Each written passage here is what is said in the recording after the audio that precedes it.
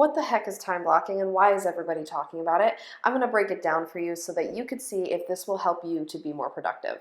If you're new here, hi, my name is Lauren and I'm helping you maximize your time and talents as a growing small business owner, so make sure to subscribe for new videos every week. So time blocking is a time management strategy where you block off every part of your day, and I'm serious when I say every part of your day.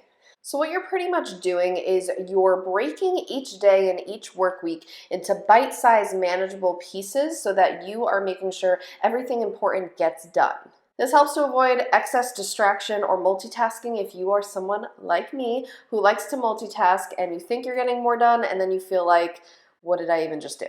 So with time blocking, it is helpful to schedule out each and every day how you need to be the most productive, but also be realistic. So this can include scheduling things like breakfast, lunch, and dinner, breaks in between all of your work. This can include a block of time if you just need kind of an open-ended time to get whatever is most important done that day. This can include a time where you focus solely on getting back to people in your inbox. This can include a time where you have a massive project that you're working on that needs to be done in the next 2 weeks, so you want to make sure that you're chipping away at it every day. So it's a balance of scheduling your work life and your personal life. So this also comes with regular life stuff like working out, picking your kids up from school, or cooking dinner. Something that helps me to successfully time block is knowing what are the tasks that have to be done every single day, every single week, or every single month, or even every single quarter. I first take these core tasks and I assign them to my schedule accordingly. Then I can work around those so that I'm ensuring that the things that have to get done on a frequent basis are getting done in addition to the regular workings of every day.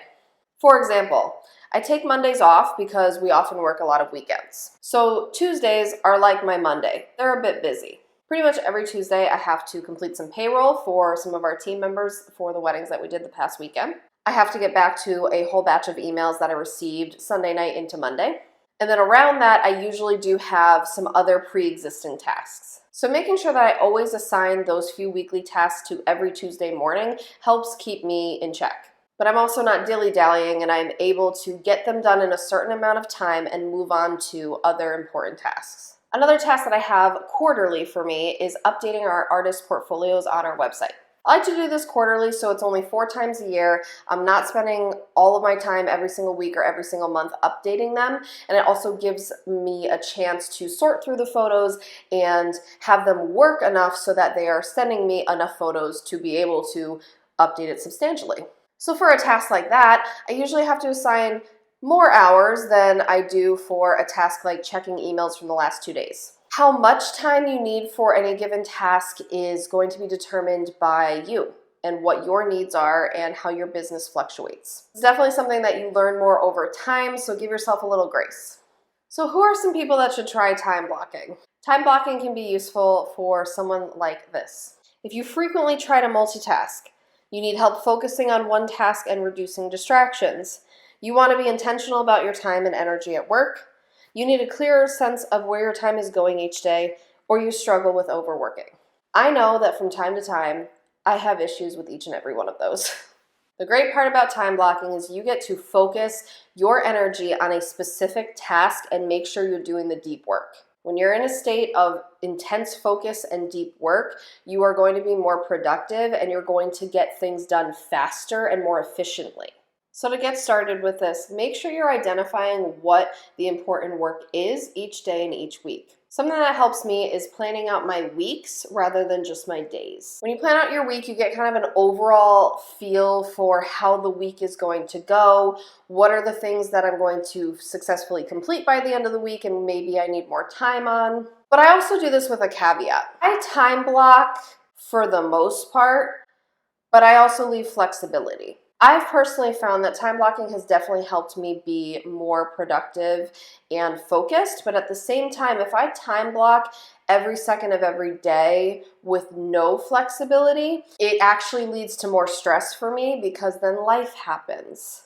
Now your car broke down and you need to bring it in. Now you got sick and you need to take 2 days off. Or your kid gets sick and you have to look after them for the next 3 days. Life happens, and that's okay.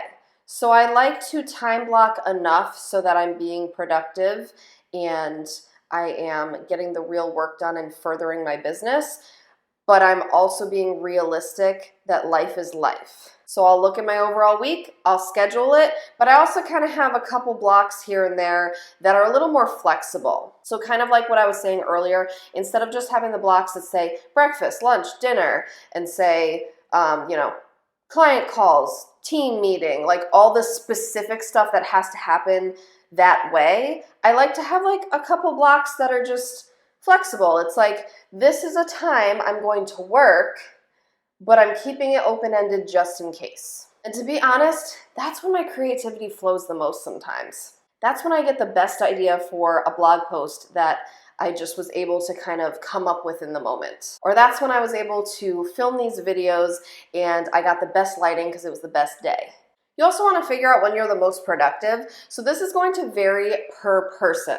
Me, I am a later morning to early afternoon type person. These are my peak hours if I can choose. Now I do run a service-based business where clients do kind of run the schedule. In addition to that, I have a team where they also kind of run the schedule because I need to schedule them around when both them and the clients can work together on appointments. So I often am working late evenings at the studio for things like that, but I can be more productive earlier in the day for the work from home tasks. But if you're more of a night owl and you need to sleep until 11 a.m. and you need to work until 3 a.m. or something like that, all the more power to you. As long as it works for you and your business structure, go for it. You also want to group meetings and calls together if you can. So again, this is easier said than done because you're working with other people's schedules. So whether you're a business to business or you are a clients-based business, it has to kind of line up. But my favorite days are when I have, for example, consultation calls with potential brides, and I have them back to back. Like I have like 4 different calls in an hour or something like that. It's great because it keeps me moving. It keeps me in the mindset of the same kind of questions I'm asking, and I'm just more focused on that particular task. Rather than when you have like a call at 9 a.m. and then 11:30 a.m. and then 3 p.m. and then 5:30 p.m., you kind of have to go back and forth with your mindset throughout the day. That shift is what makes you less productive and less focused. Lastly, like I mentioned before, just make sure you're being flexible and giving yourself grace where it's needed. So you may lose time during the day, you may still get distracted, especially if this is a brand new concept for you, but over time you will find how to minimize those distractions, or you'll find better ways to block them out mentally, or the temptations. I mean, our phone is like the biggest temptation.